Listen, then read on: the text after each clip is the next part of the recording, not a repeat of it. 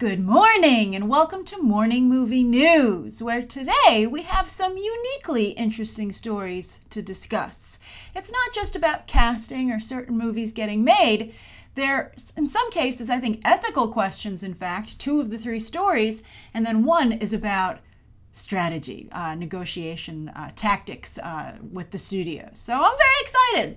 But the first thing I want to do, instead of a viewer question today, is tell you about a chance to ask me a question in person, at least if you're anywhere near Anaheim, California, because I'm going to be there in about just 2 weeks now for VidCon, and I'll be doing a meet and greet on Saturday, July 24th from 9 to 10:30 a.m. Where? Well, if you want to find out where it is, you have to register for the meet and greet for security purposes. It's going to be myself and 2 other YouTubers, and the link to do so is down below. You'll get the location, I believe, the day beforehand. But again, it's in Anaheim, California, somewhere near the Anaheim Convention Center where VidCon is being held. And speaking of VidCon, if you're attending VidCon, fantastic. But if you're not, don't worry. You don't have to be an attendee to participate in the meet and greet. It's open to everyone. Again, you just have to get yourself to Anaheim, California. And you know what else you can do while you're at Anaheim, California besides meet me?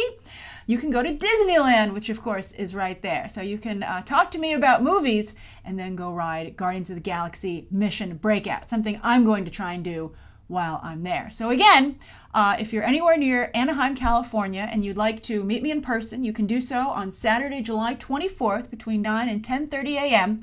And to do so, you just have to register via the link below, and you will get the location, I believe, the day beforehand. All right, so I can't wait.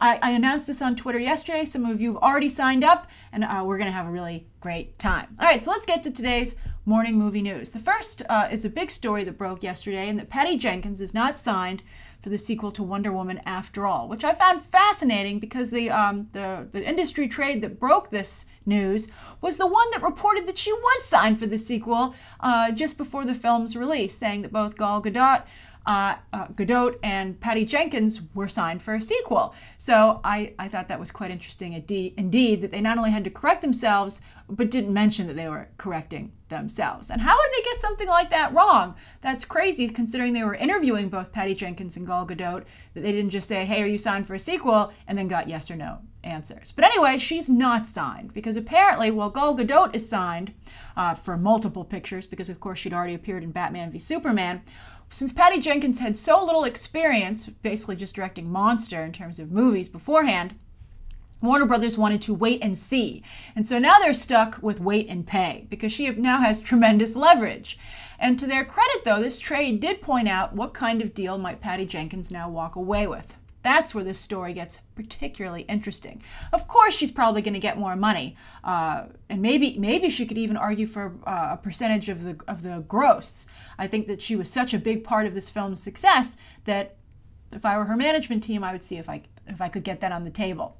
But you might recall that Jordan Peele, after Get Out, was so successful, and also himself being very high profile despite being behind the camera. I'm glad to see that change. I think people behind the camera should get just as much credit for the movies as the people in front of the camera because, of course, everybody made the film what it is. I've been telling you I'm upset that Alan Heinberg isn't getting enough attention for the screenplay that he wrote. But anyway, Jordan Peele, quite the star of Get Out, even though he doesn't actually appear in the film, managed to get an overall development deal at Universal, where that's his new home. He's going to make movies there. So the question is, well, the most obvious choice would be, will she just make a bunch of movies at Warner Brothers? Will she get a development deal? And, will she start her own production company that will be set up with a first look deal at Warner Brothers? For those of you who don't know what a first look deal is, it's that when you're thinking of movies that you want to make, you have to take it to the studio. You have a first look with deal first. And then they have the right. It's basically the right of first refusal. So they can say, oh, yes, we do want to distribute this movie. Or they can say, it doesn't interest us. You may take it elsewhere. And then in exchange, you get like an office on the lot. And often the studio will fund the expenses of your production company. Not only giving you a free office, but they'll pay for you to have some personnel. So it's a good deal. And I wouldn't be surprised if she got that. But then it was hinted that maybe she might ask for a larger role in the DCEU, which would be Shocking! I mean, they brought up how well she got along with Geoff Johns working on Wonder Woman, but enough for him to give up some of his control of the DCEU. He already splits it with John Berg. I mean, and Patty Jenkins, by the way, is so far, we'll see if she's like Kevin Feige, Frank Underwood level, but she's proven to be particularly shrewd at getting attention for herself. Very active on social media, promoted for this film more so than the usual director. And so that's something else that Geoff Johns and John Berg should be concerned about. If you were to bring her on in a larger role in the DCEU, would she eventually take over and become its Kevin Feige, when obviously I think Geoff Johns and John Berg are locked in competition to be the DCEU Kevin Feige. So it's scary stuff. Although Patty Jenkins isn't an executive. That's very important. Kevin Feige doesn't make movies. On set. He's the overlord of the MCU. So Patty Jenkins, she's obviously not going to give up being a director and a filmmaker. So that should give them a little bit, put Geoff Johns and John Berg at a little bit of ease. But it's interesting. I wouldn't let her anywhere near the DC. I mean, if I were Geoff Johns, I wouldn't let her anywhere near the DCEU, particularly because she's getting so much credit. All the credit for Wonder Woman working out, and again, where's the credit for Alan Heinberg? I wouldn't want to see that happen to other people who are involved in the DCEU. All right, so anyway, that's the first story of the day, and I'm curious, what do you think Patty Jenkins should ask for, and what do you think she deserves, and what do you think she will get? We'll see very soon, I suspect, and then it will warrant its own video. All right, so the second story of the day, let's flip over to Marvel. They have gotten themselves a very unique advertising opportunity, and that's the U.S. ski team, who they're dressing as Captain America and Captain Marvel.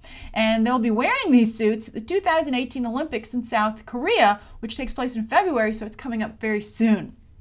Now, we haven't seen the Captain America suit yet, but here you can see here we have some photos of the Captain Marvel suit, which looks very cool, by the way. It's very, I think, reassuring for the upcoming Captain Marvel movie that the suit translates so well so far to live action. It looks cool.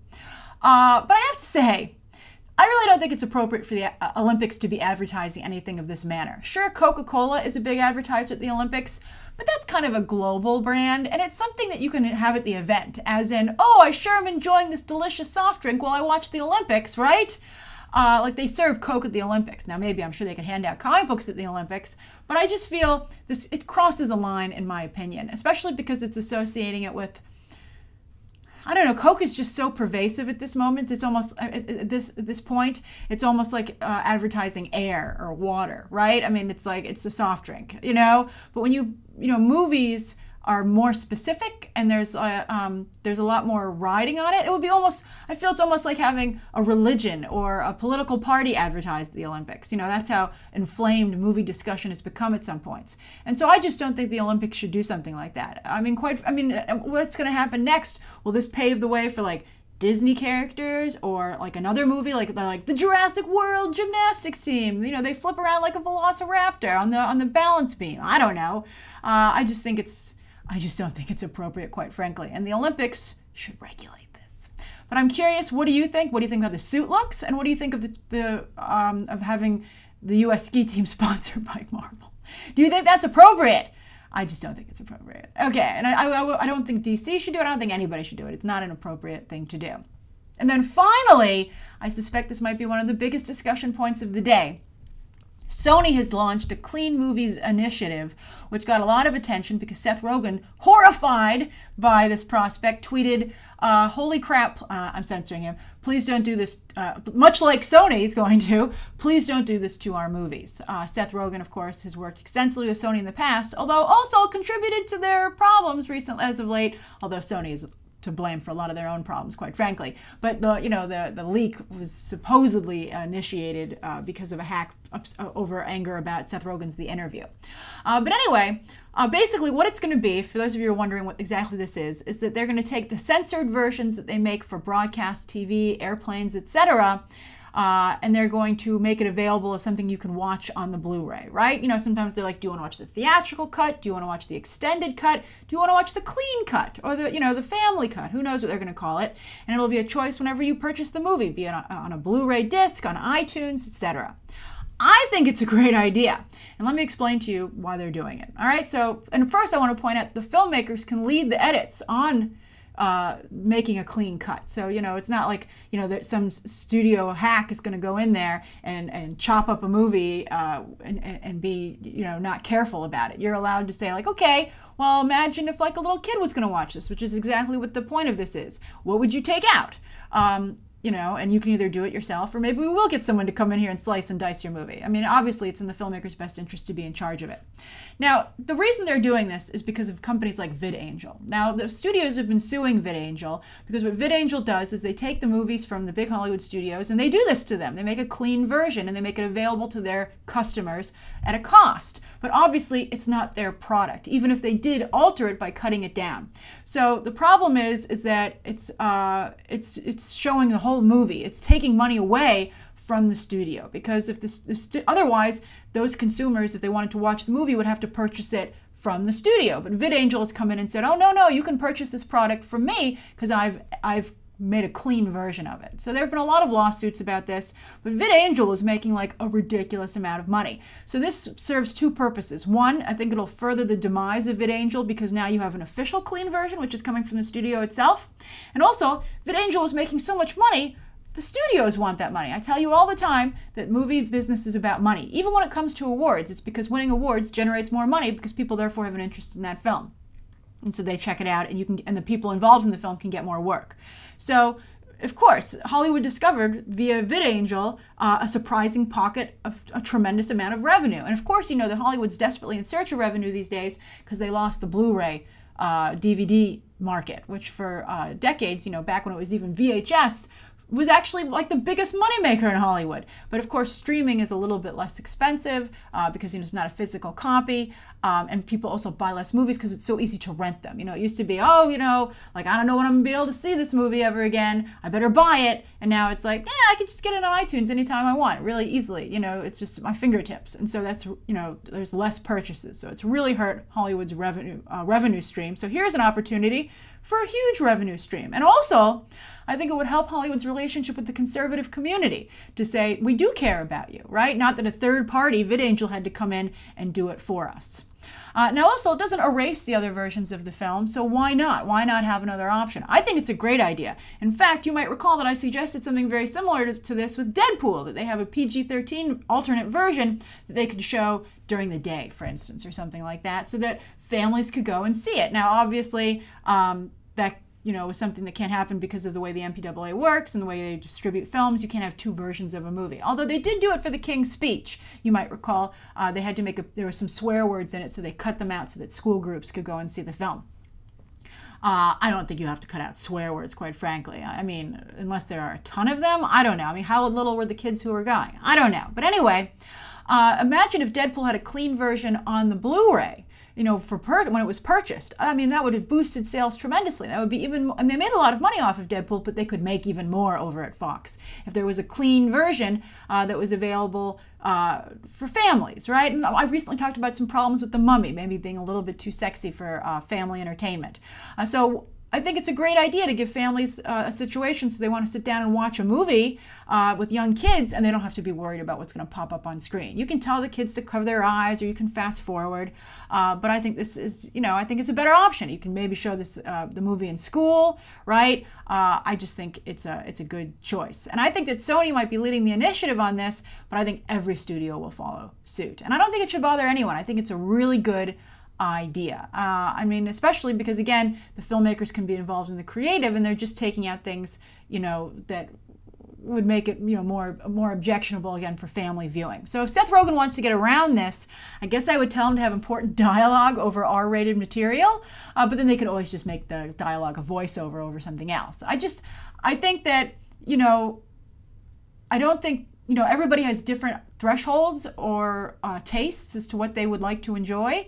And I think that there's no reason to offer people an alternative as long as the basic story stays the same, especially because this version's already being shown on airplanes and on broadcast TV, etc. I don't see any problem with that. But I'm curious what you guys think of it. I think that's going to be a big debate today.